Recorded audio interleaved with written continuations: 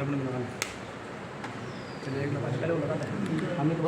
आज अक्षय तृतीया 10:50 से हुई और वो धूली के समय भगवान परशुराम जी का अवतरण।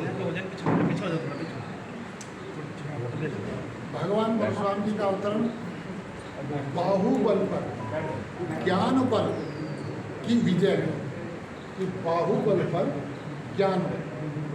जो उस समय भ्रष्ट राज करने वाले थे उनको हराकर यहाँ पर एक सुव्यवस्था, हम तो कहते हैं सबसे पहले भ्रष्ट राज का विद्रोह करने वाले भगवान परशुराम जी, जिनका आज अवतरण है। इसलिए कहा गया कि पढ़ाई करो, जितनी शिक्षा ले सकते लो, लेकिन जहाँ अव्यवस्था हो उसके लिए चुप मत करो।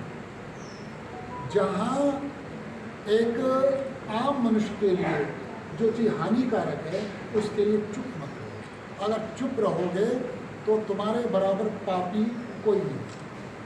आम मनुष्य के लिए जो श्रेष्ठ है उसका समर्थन भी खुल के करो, जो आम मनुष्य के लिए हानिकारक है उसका विरोध भी खुल के करना चाहिए।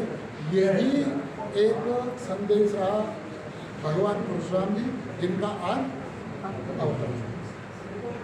इसलिए हमारे जो 10 अवतार हुए हैं उसमें सबसे पहला कौन सा अवतार है? मीन अवतार, मत्स्य।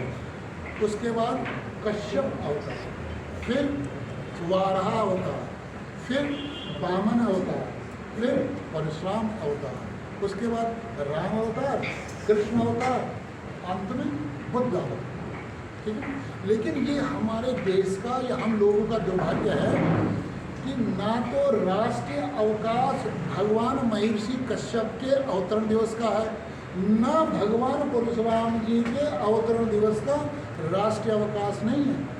राष्ट्रीय अवकाश का मतलब क्या होता है कि जिनके नाम पे अवकाश है उसके विषय में चर्चा हो, उनके विषय में चर्चा हो, बातचीत हो। जिनसे पूरा ब्रह्मांड की रचना हुई है सृष्टि की, भगवान महर्षि कश्यप, जिनके वंश में भगवान राम हुए, 52 अवतार हुए, उनके अवतरण दिवस की भी छुट्टी नहीं है, नहीं है। और जिन्होंने बाहुबल से ज़्यादा स्थापित किया ज्ञान का बल, भगवान परशुराम, आज की भी नहीं होगी। तो इसलिए नहीं, हमारा कितना बड़ा हिंदुस्तानियों का एक दुर्भाग्य है। ये तो महापुरुष के तो भगवान है, महापुरुष अलग हुए, भगवान अलग हुए, ठीक ना। ये तो हमारे भगवान हैं। इनके लिए, इनकी चर्चा के लिए, इनके प्रति जागृति पैदा करने के लिए एक दिन तो होना ही चाहिए, जिससे विराट तौर पर जो ये हमारे भगवान हैं इनकी चर्चा की जाए। क्या काम किया, क्या उनका सिद्धांत था, उस विषय में चर्चा होनी चाहिए। ठीक है। इसलिए हम तो कहते हैं हिंद मजदूर किसान समिति के जितने भी हैं, हम सब लोग मनुस्मृति वाले ब्राह्मण हैं, मनुस्मृति वाले। हम संविधान वाले ब्राह्मण नहीं हैं जो जन्मजात होते हैं। हम कौन ब्राह्मण हैं? मनुस्मृति वाले ब्राह्मण हैं जो जन्म से नहीं होते। ज्ञान के बल पर, हिम्मत के बल पर, साहस के बल पर, विरोध करने की शक्ति के बल पर हम लोग।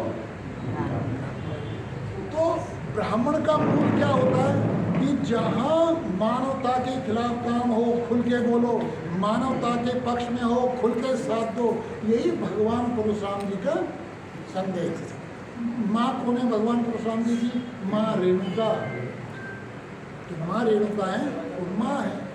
महर्षि जमदग्नि पिता है, और माँ रेणुका भी कहते हमारा भ्रम फैलाया जाता है, अक्षत्रियों का नाश किया, अक्षत्रियों का नाश किया।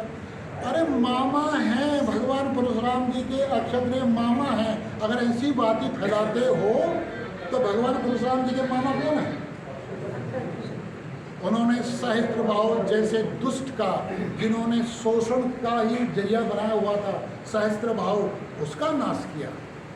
उन्होंने सहस्त्रार्जन, जो लोग भ्रष्ट थे उनका नाश किया। उन्होंने शिक्षा, उन्होंने शिष्य कौन बनाया? पितामह भीष्म। पितामह भीष्म कौन थे आज के वक्त? अक्षत्रिय। पितामह भीष्म उनके शिष्य थे। भगवान कृष्ण को जो सुदर्शन चक्र दिया, किसने दिया? भगवान परशुराम जी ने। कि धर्म स्थापनार्थाय संभवामि युगे युगे, जो भगवत गीता में कहा कि भगवान परशुराम जी ने भगवान कृष्ण को क्या दिया? चक्र दिया। भगवान परशुराम जी ने अपने ही अवतार भगवान राम को नमन किया। और भगवान राम को आज क्या मानते? अक्षत्रिय मानते। अपने ही अवतार को, जब भगवान राम अवतार, जो भगवान परशुराम का अवतार है वही भगवान राम का अवतार है, उन्होंने नमन किया भगवान राम।